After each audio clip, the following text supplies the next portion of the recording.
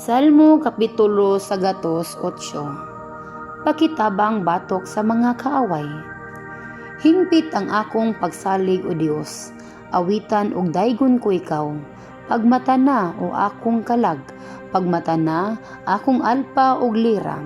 Pukawon ko ang adlaw, pasalamatan ko ikaw taliwala sa mga nasod o Ginoo.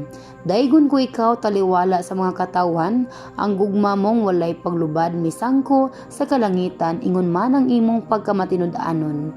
O Dios, ipakita diha sa langit ang imong pagkagamhanan o ang imong himaya diha sa tibuok kalibutan.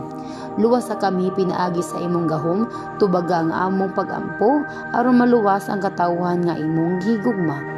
Diha sa iyang balaang puloy-anan, ang Dios miingon, sa akong kadaugan bahinon ko ang Sikem ug gihatag ko sa akong katawhan ang walog sa Sukot.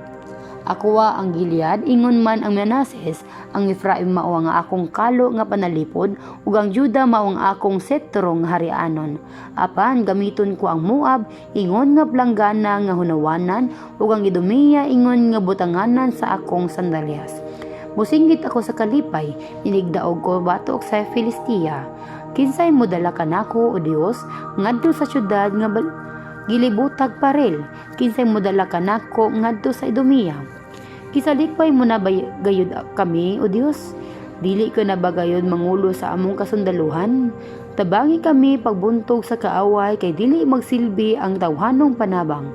Kung ang Dios mudapi kanamo, mudaog gayud kami ug buntugon niya ang among mga kaaway.